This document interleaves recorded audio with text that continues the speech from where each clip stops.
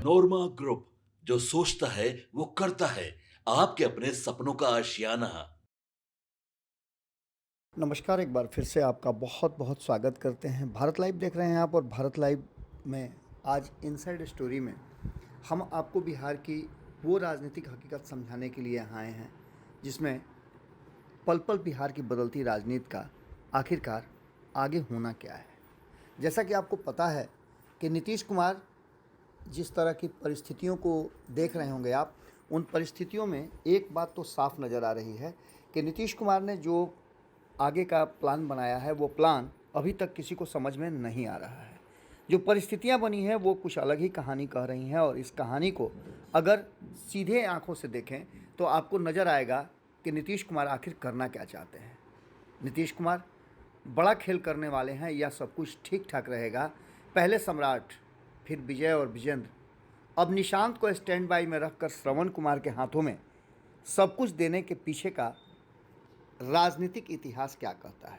नीतीश कुमार की रणनीति को और राजनीति को देखें तो समझ में आपको आने लगेगा कि नीतीश कुमार वो नहीं हैं जो दिखते हैं। नीतीश कुमार वो नहीं है जो करते हैं। नीतीश कुमार वो हैं जो करने के लिए प्लान बनाते हैं। दो लाइनों से शुरू करूंगा कि मैं वो नहीं देखता जो दिखाया जा रहा है। मैं वो नहीं देखता जो दिखाया जा रहा है, नज़र उस पर रखता हूँ जो छिपाया जा रहा है। अचानक से जो बिहार की राजनीतिक परिस्थिति बदली है उसमें श्रवण कुमार को आगे करना, और कहा यह जा रहा था कि श्रवण कुमार नाराज चल रहे थे। मंत्रिमंडल के शपथ ग्रहण के बाद श्रवण कुमार अंतर्ध्यान हो गए थे, लेकिन अब वो अंतर्ध्यान नहीं बल्कि सामने हैं और उनको एक बड़ी जिम्मेवारी भी दी गई है। बिहार की राजनीति में ये कहानी आज से नहीं बल्कि हमने आपको बताया था कि 1994 से शुरू हुई थी, और समता पार्टी के निर्माण के बाद नीतीश कुमार को कहीं ना कहीं आगे बढ़ाने की प्रक्रिया शुरू हो चुकी थी।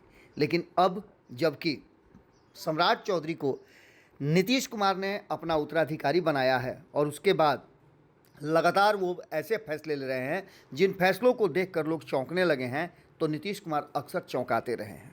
बिहार की राजनीति में इन दिनों समता पार्टी की चर्चा खूब हो रही है। शकुनी और श्रवण के आसपास ये पूरा का पूरा मामला घूम रहा है। आखिर श्रवण कुमार को नीतीश कुमार ने इतनी बड़ी जिम्मेवारी क्यों दी? क्या नीतीश कुमार बैकअप प्लान बना कर चल रहे हैं, या 1994 की रणनीति को कुछ ही दिनों में बदल दिया जाएगा? ये पूरी कहानी समझने के लिए आपको 1994 से शुरू करना पड़ेगा, और लालू प्रसाद की सरकार को अपदस्थ करने के लिए 1995 में जो विधानसभा चुनाव हुआ, समता पार्टी उसमें चुनाव में लड़ी, लेकिन समता पार्टी की करारी हार हुई और नीतीश कुमार ने बेहतर समझा बिहार से केंद्र की राजनीति में रहना। नीतीश कुमार चुनाव जीतने के बाद भी विधानसभा की सदस्यता नहीं लिए और वो सीधे सीधे चले गए केंद्र की राजनीति में। इस बार नीतीश कुमार ने बिहार की राजनीति को छोड़कर केंद्र की राजनीति में अपनी पैठ बनाई है, और बिहार नहीं बल्कि अब दिल्ली की राजनीति, केंद्र की राजनीति करेंगे। इन सबके साथ साथ आपको बता दें कि 2003 में समता पार्टी का विलय जब जनता दल यूनाइटेड के गठन के साथ हुआ, उसके बाद से आज तक समता की वह राजनीतिक धारा राज्य की राजनीति के लिए अपरिहार्य बन गई। समता पार्टी पहली बार 1995 में विधानसभा चुनाव लड़ी थी।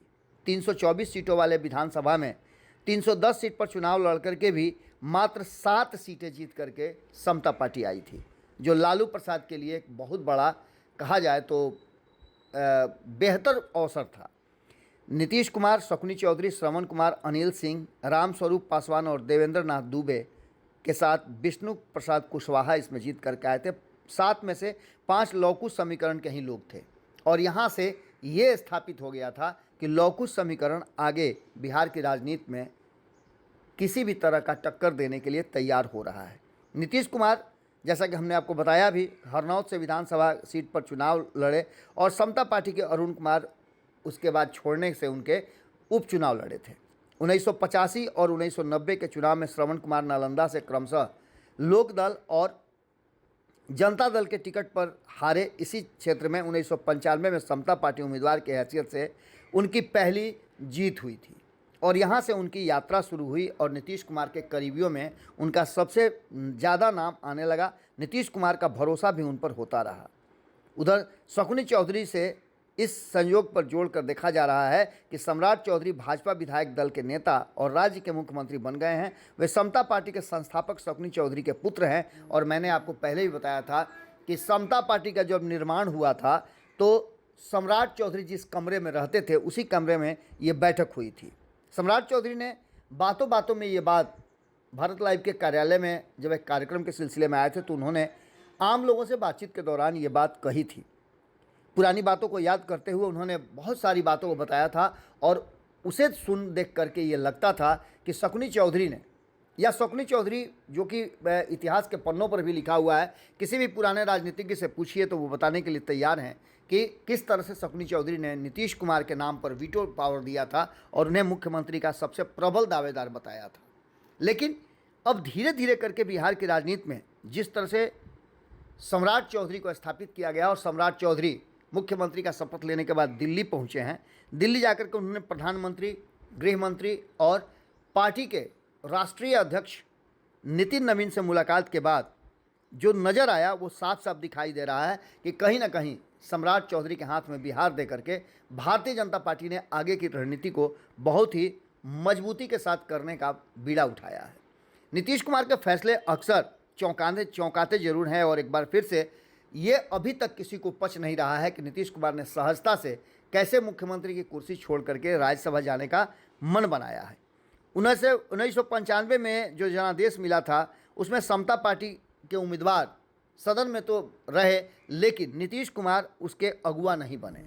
2000 में उस क्षेत्र में जीते। इसके साथ साथ 2003 में समता पार्टी का जदयू में विलय होने के बाद से एक नई धारा की शुरुआत हुई और नीतीश कुमार इसके स्वघोषित नेता हो गए। केंद्रीय मंत्री ललन सिंह भी समता पार्टी के संस्थापक सदस्यों में से एक हैं। वह कभी विधानसभा का चुनाव नहीं लड़े, विधान परिषद और राज्यसभा के सदस्य ही बनते रहे हैं। बाद में मुंगेर से जदयू के सांसद के रूप में उन्होंने अपनी राजनीतिक यात्रा शुरू की और राजनीति में एक महत्वपूर्ण हिस्सेदारी उनकी मिली। लेकिन इसके बावजूद श्रवण कुमार नज़दीकी तो थे, करीबी तो थे, लेकिन श्रवण कुमार को वो बड़ी जिम्मेवारी मिलनी चाहिए थी या फिर नीतीश कुमार के उत्तराधिकारी के रूप में उन्हें देखा जाना चाहिए था, क्योंकि लौकुश समीकरण में, कुछ समीकरण और लौ समीकरण में सबसे बड़े नेताओं में कहीं ना कहीं श्रवण कुमार का नाम आता है। नीतीश कुमार जैसे ही कुर्मी समाज के नेता के रूप में या कहा जाए कि लौकुश समाज के नेता के रूप में कुर्मी समाज से आने वाले 20 वर्षों तक बिहार की सत्ता पर काबिज रहे, श्रवण कुमार को उनका उत्तराधिकारी समझा जा रहा था। लेकिन बीच में एक ट्विस्ट हुई और वो ट्विस्ट था नीतीश कुमार के पुत्र निशांत का बिहार की राजनीति में एंट्री होना। बिहार की राजनीति में उनकी एंट्री हालांकि अभी उनके पार्टी तक ही सीमित है, लेकिन इन सब के बावजूद आपको बता दें कि जो परिस्थितियां बनी हैं वो साफ साफ इशारा कर रही हैं कि आगे पूरी कहानी जो है वो रची जाएगी और की जाएगी। इस पूरी कहानी में सम्राट चौधरी की दिल्ली जाने और उनको सम्राट चौधरी को दिल्ली पहुंचने से पहले नीतीश कुमार ने एक बैठक की। उस बैठक में उन्हें अधिकृत किया गया और अधिकृत करने के बाद नीतीश कुमार ने एक बड़ा फैसला लिया है। क्या यह स्टैंड बाई में निशांत को रख करके बैकअप प्लान तैयार किया गया है या फिर श्रवण कुमार को ही अपना उत्तराधिकारी घोषित करेंगे? निशांत को अभी तैयारी करनी होगी और निशांत की तैयारी के बाद बिहार में एक नई राजनीति की शुरुआत कुछ दिनों बाद होगी। हालांकि नीतीश कुमार के फैसले और नीतीश कुमार कब कौन सा फैसला ले लें जो भारी पड़ जाए उनके सहयोगियों पर या सत्ता में बैठे लोगों पर, यह कहना बड़ा मुश्किल होता है। मैंने आपको कई बार बताया है कि नीतीश कुमार के फैसले त्वरित होते हैं, वो पहले से प्लान नहीं होते हैं। नीतीश कुमार जो फैसला लेते हैं उस फैसले पर अमल भी करते हैं। बिहार में सम्राट चौधरी जब तक अपनी जड़ें पूरी तरह से मजबूत नहीं कर लेते हैं तब तक इस सरकार के अस्तित्व पर सवाल तो उठते रहेंगे।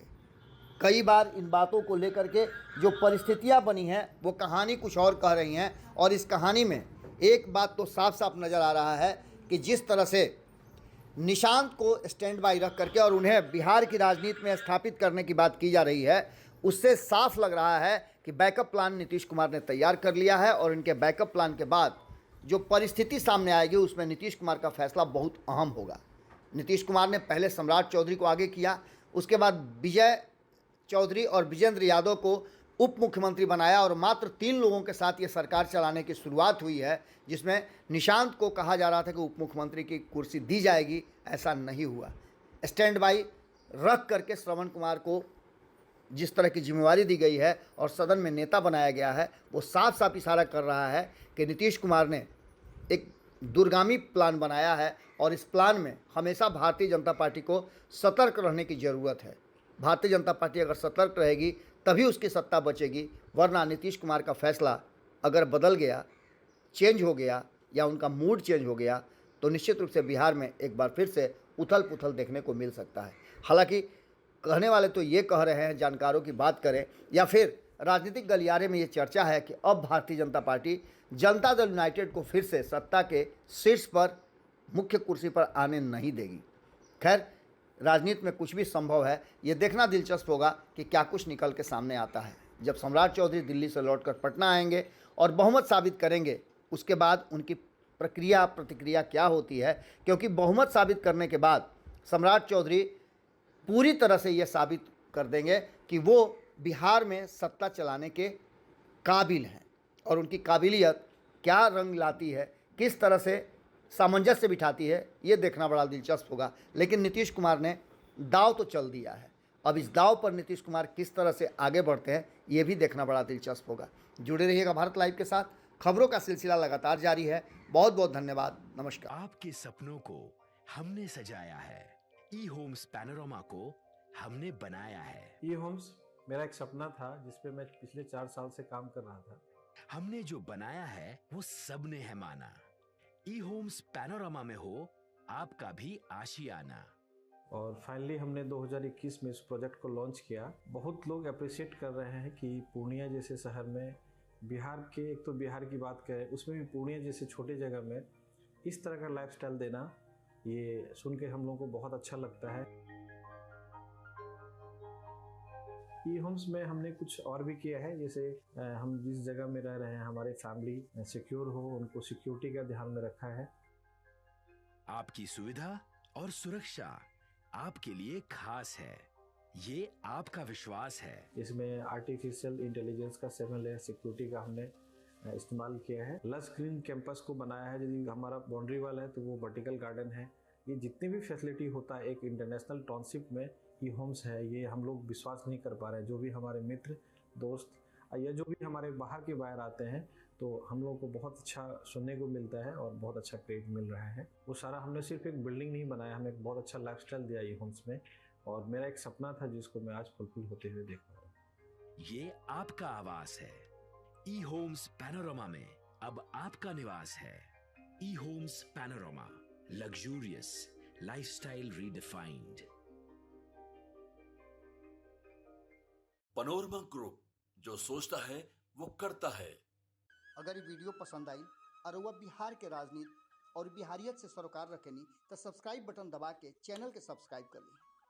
ओजे एगो घंटी बा, ओकरा बटन दबा देला से कुल सटीक और मारक खबर रुआ मुफ्त में मिल जाई।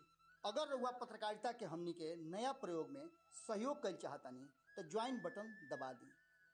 पेटीएम नंबर नोट कर ली 9386816700।